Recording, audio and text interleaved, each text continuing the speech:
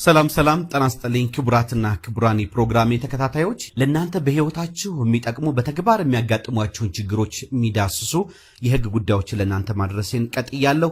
ለዛሬ ሪል ስቴት ቤት ከመግዛታችሁ በፊት አፓርትመንትም ሊሆን ይችላል፣ ቪላም ሊሆን ይችላል፣ ሌላ አይነት የሪል ስቴት ቤትም ሊሆን ይችላል። ከመግዛታችሁ በፊት ማጣራት ያለባችሁ ነጥቦች ወይም ጥንቃቄ ማድረግ ያለባችሁ ነጥቦች ምንድናቸው የሚለውን ለእናንተ አደርሳለሁ። በመሆኑም እስከ ፕሮግራም ፍጻሜ ድረስ አብራችሁ ከቆያችሁና ይህን ቪዲዮ እስከ መጨረሻው ካያችሁት እጅጉን ተጠቃሚ ስለምትሆኑ እንዳያመልጣችሁ ግብዣይ ነው። በመሆኑም ሪል ስቴት ቤት እንግዲህ በእኛ ሀገር ኮንቴክስት በእኛ ሀገር ሁኔታ ሁለት አይነት አፈጻጸም ያላቸው የሪል ስቴት ቤቶች ናቸው ለገበያ የሚቀርቡት። አንደኛው ሪል ስቴት ቤቱ ወደ ማለቅ ደረጃ ደርሶ ወይም ማልቆ ለገበያ የሚቀርብበት ሲሆን ሌሎቹ ደግሞ ገና ከጅምሩ ቦታውን አዘጋጅተው በግለሰብ ደረጃም ይሆናል በድርጅት ደረጃ የቤት ገዢዎችን ገና ምንም ግንባታው በጅምር ላይ እያለ ገዢዎችን የሚፈልጉበትና በተርም ክፍያውን ከፋፍለውት በ3 ክፍያ በ4 ጊዜ ክፍያ ቤቱ አልቆ የቤት ገዢዎቹ የሚረከቡበት ሁኔታ ሁለት አይነት ወይም 3 አይነትም ልንለው የምንችለው አሰራር ነው ያለው። በመሆኑም ጥንቃቄ ማድረግ ያስፈልጋል። እዚህ ጋር ለማስታወስ ያክል በእኛ ሀገር ሪል ስቴትን ብቻውን ነጥሎ የሚገዛ ስፔሲፊክ የሆነ ለሪል ስቴት ብቻ የተዘጋጀ የህግ ማዕቀፍ የለም። በመሆኑም በቤት ሻጩ በሪል ስቴት አልሚውና እንደዚሁም ደግሞ በቤት ገዢው መካከል ተፈጻሚ የሚሆነው ህግ እንደዚሁ ምንድነው የሚለውን እናያለን። በመሆኑም በሁለቱ መካከል እንግዲህ ተፈጻሚ ሊሆን የሚችለው ህግ በዋናነት የውል ህጉ ነው። እሱም በፍትሐ ብሔር ህጋችን የተደነገገው ነው። ሌላው እንደዚሁ ሪል ስቴት አልሚው ስለሚያከናውናቸው ተግባራት ስላለበት ኃላፊነትና ግዴታ እንደዚሁ ከመንግስት ጋር ስላለው ግንኙነት እና መሬቱ ላይ ስለሚያሳርፈው ኢንቨስትመንት እንደዚሁም ደግሞ ባለሀብት ስለሚሆንበት ሁኔታ እንግዲህ እሱን በመንግስትና በሱ መካከል የሚገዛው ህግ የህንፃ አዋጁ አለ። ሌሎች የሊዝ ህጉን የተመለከቱ የሊዝ ደንብን የተመለከቱ ኢንቨስትመንትን የተመለከቱ ህጎች አሉ። እነሱ ናቸው የሚገዙት። ይሄንን ላቆየውና ለሌላ ጊዜ ዛሬ እናንተ ማድረግ ስላለባችሁ ጥንቃቄ ሪል ስቴት ቤት ስትገዙ አንድ በአንድ በተግባር ከሚያጋጥሙ ችግሮች ተነስቼ እነግራችኋለሁ። በመሆኑም እንግዲህ ሪል ስቴት ቤት ለመግዛት ስታስቡ በመጀመሪያ አብዛኛው ሰዎች ቤቶቻችንን ካለቁ በኋላ ነው የሚያዩዋቸው። ግን እያንዳንዱ ቤት እንደዚህ ነበር የጀመርነው። ታዲያ ያለቁት ላይ ደንበኞች ኑሯቸውን በተሳካና ባቀዱት ልክ እየኖሩ ይገኛል። እርሶም ቀጣዩ የዚህ እጅግ ውብና ቅንጡ ከኤርፖርት በ3 ኪሎ ሜትር ርቀት የምትገኘው ቦሌ ቡልቡላ ላይ መገኛውን ያደረገ 60 ሺህ ካሬ ላይ ያረፈ ዘመናዊ ባለ 2 እና ባለ 3 መኝታ አፓርትመንቶችን በ30% ቅድመ ክፍያ ቀሪውን በአንድ ዓመት ጊዜ ውስጥ በ4 ዙር ከፍለው የሚጨርሷቸው ሲሆን እነዚህ ውስን አፓርትመንቶች ለማግኘት ከታች ያሉትን ስልኮች ይጠቀሙ። መጀመሪያ ሪል ስቴት ቤቱን ስለምትገዙት ስለሚሸጥላችሁ ግለሰብም ይሁን ድርጅት በቂ መረጃ ሊኖራችሁ ይገባል። ይህ ግለሰብ ወይም ሪል ስቴት አልሚ የሆነ ድርጅት ከዚህ በፊት ምን ያህል ቤቶችን ገንብቶ በገባው ውል መሰረት ወይም በአግባቡ ለተጠቃሚዎቹ አስተላልፏል፣ ሸጧል የሚለውን ማጣራት ይገባቸዋል። እንደዚሁም እነዚህን የሪል ስቴት ቤቶች ሲያስተላልፍ ሲሸጥ በአግባቡ ባለጉዳዮችን ቤት ገዢዎችን ሳያስቸግር ሳያንገላታ ክስ ሳይቀርብበት ነው ወይ ያስተላልፈው የሸጠው የሚለውን ታማኝ ነው ወይ የሚለውን ነገር በደንብ ማጣራት መቻል አለባችሁ። ሰዎች በሚያመጡላችሁ ኢንፎርሜሽን ላይ መረጃ ላይ ተመስረታችሁ ወይም በሚነገር ማስታወቂያ ላይ ተመስረታችሁ ቀጥታ ሄዳችሁ የውል ስምምነት በማድረግ ገንዘባችሁን መክፈል የለባችሁም። ስለ ድርጅቱ ቆም ብላችሁ ወይም ስለ ግለሰቡ ማጣራት መቻል አለባችሁ። አንደኛ ይህ ግለሰብ የተሰጡትን ሪል ስቴት ለመገንባት ለማልማት ከመንግስት የተሰጡት ፍቃዶች ምን ይመስላሉ? እንደዚሁም አፈጻጸሙ ምን ይመስላል? ህጋዊ አቋቋሙ የተመሰረተበት ህጋዊ መመሰረቻው ምን ይመስላል የሚለውን በደንብ ማጣራት ይጠበቅባቸዋል። መረጃዎችን ከዚህ በፊት ከዚህ ድርጅት ወይም ከዚህ ግለሰብ ቤት ከገዙ ግለሰቦች በደንብ ማጣራት ይጠበቅባቸዋል እና መረጃ በደንብ መሰብሰብ መቻል አለባቸው። ሁለተኛ መረጃ ከሰበሰባችሁና ካጣራችሁ በኋላ ከዚህ ድርጅት ወይም ከዚህ ግለሰብ ሪል ስቴት ቤቱን ለመግዛት የወሰናችሁ ከሆነ እያንዳንዱ የምታደርጉት ስምምነት በጽሁፍ መሆን መቻል አለበት። በቃል ስምምነት ላይ ከዚያ ድርጅት ባለቤት ወይም ከስራ አስኪያጁ ወይም ከሌላ ከሚመለከተው ሰው ጋር በሚደረግ የቃል ንግግር መሰረት ስምምነት ውስጥ ገብታችሁ ምንም አይነት ክፍያዎችን ከስምምነት በፊት መፈጸም የለባችሁም። ከስምምነቱ በፊት ክፍያዎችን መፈጸም ካለባችሁም በተጻፈ የውል ስምምነት መሰረት በባንክ በሚደረግ የገንዘብ ማስተላለፍ ክፍያዎችን መፈጸም አለባችሁ። ይህ ካልሆነ ችግር ውስጥ ነው የምትገቡት። ሌላው ከውል ጋር የተያያዙ ጉዳዮችን በተመለከተ እያንዳንዱ የምታደርጓቸው ስምምነቶች በውል ስምምነት የታቀፉ መሆን መቻል አለባቸው። ለምሳሌ ቅድም እንደነገርኳችሁ 2 አይነት ወይም 3 አይነት የሪል ስቴት አሻሻጥ ወይም አደረጃጀቶች አሉ። በመጀመሪያ ግንባታው መጀመሪያ ላይ ሆኖ በመጀመሪያ በመካከለኛ በመጨረሻ ክፍያ ከሆነ ክፍያዎችን እየፈጸማችሁ የምትሄዱት የመጀመሪያውን ክፍያ ስትከፍሉ የምታደርጉት የውል ስምምነት መኖር ግድ ይለዋል።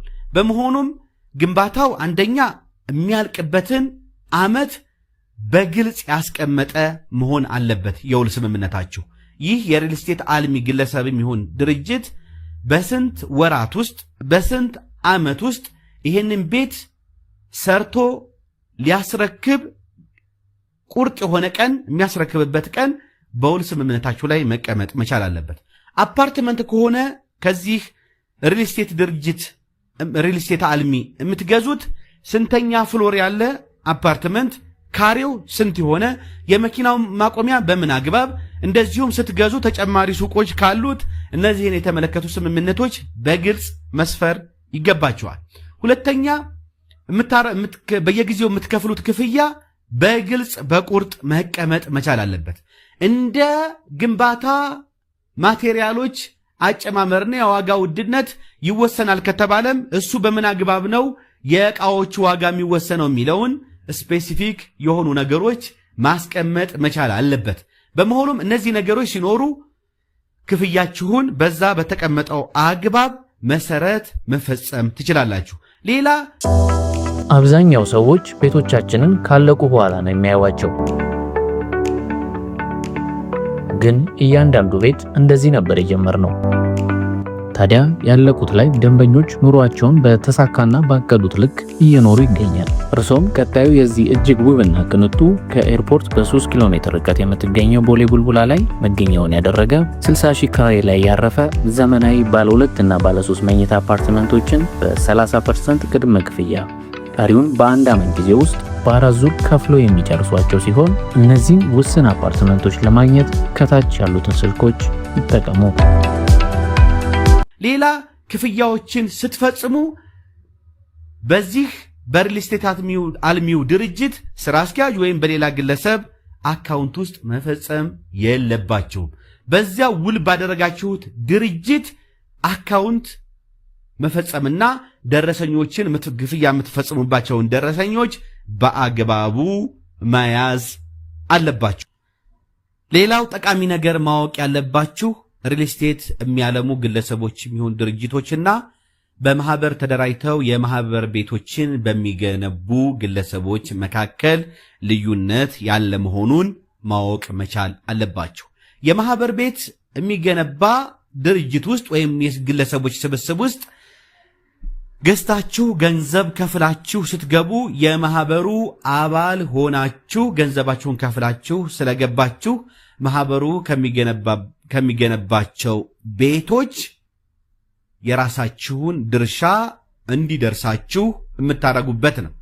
ይህ አባል ሆናችሁ እንደ ማንኛውም የማህበሩ አባል መብትና ግዴታ ኖሮባችሁ ተፈጻሚ የሚሆን ሲሆን ነገር ግን ሪል ስቴት ከሚያለማ ግለሰብ የሚሆን ሌላ አልሚ ድርጅት ስትገዙ ደግሞ ሪል ስቴቱን በሚሸጥላችሁና እናንተ በምትገዙት መካከል የውል ግዴታ የሚጥል ነው። በመሆኑም ሪል ስቴት ቤት ገዝታችሁ መጨረሻ ላይ ሪል ስቴት ቤቱ አልቆ ስትረከቡት የስም ዝውውሩ እንዴት ይሆናል፣ በምን አግባብ ይከናወናል የሚለውን ከዚሁ ጉዳይ ጋር አያይዤ እነግራችኋለሁ። በመሆኑም እንግዲህ ሪል ስቴት የሚያለማው ድርጅት የሚሆን ግለሰብ ቤቶቹ ተገንብተው ሲያልቁ በመጀመሪያ ምንድን ነው የሚያደርገው?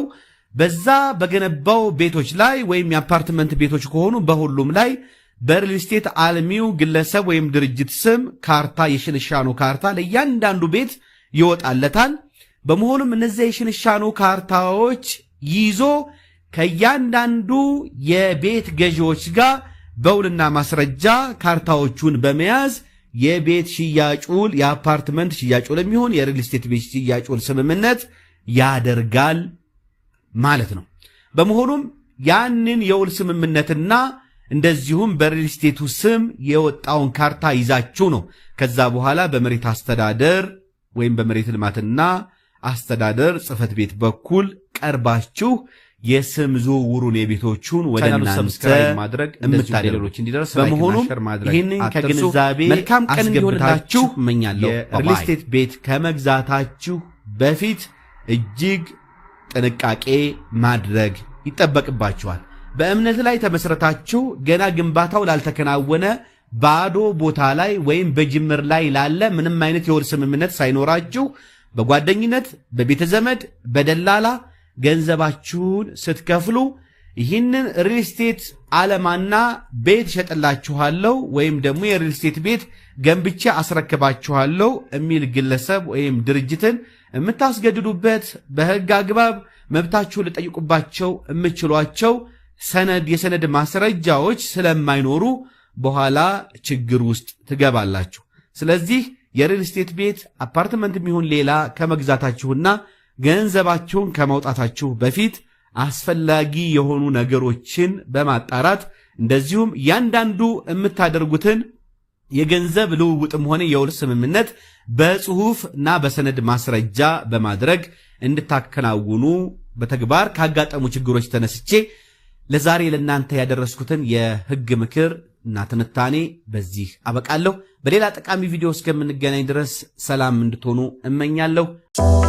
አብዛኛው ሰዎች ቤቶቻችንን ካለቁ በኋላ ነው የሚያዩዋቸው።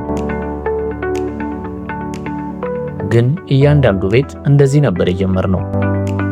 ታዲያ ያለቁት ላይ ደንበኞች ኑሯቸውን በተሳካና ባቀዱት ልክ እየኖሩ ይገኛል። እርሶም ቀጣዩ የዚህ እጅግ ውብና ቅንጡ ከኤርፖርት በ3 ኪሎ ሜትር ርቀት የምትገኘው ቦሌ ቡልቡላ ላይ መገኛውን ያደረገ 60 ሺህ ካሬ ላይ ያረፈ ዘመናዊ ባለ 2 እና ባለ 3 መኝታ አፓርትመንቶችን በ30% ቅድመ ክፍያ ቀሪውን በአንድ ዓመት ጊዜ ውስጥ በአራት ዙር ከፍለው የሚጨርሷቸው ሲሆን እነዚህ ውስን አፓርትመንቶች ለማግኘት ከታች ያሉትን ስልኮች ይጠቀሙ።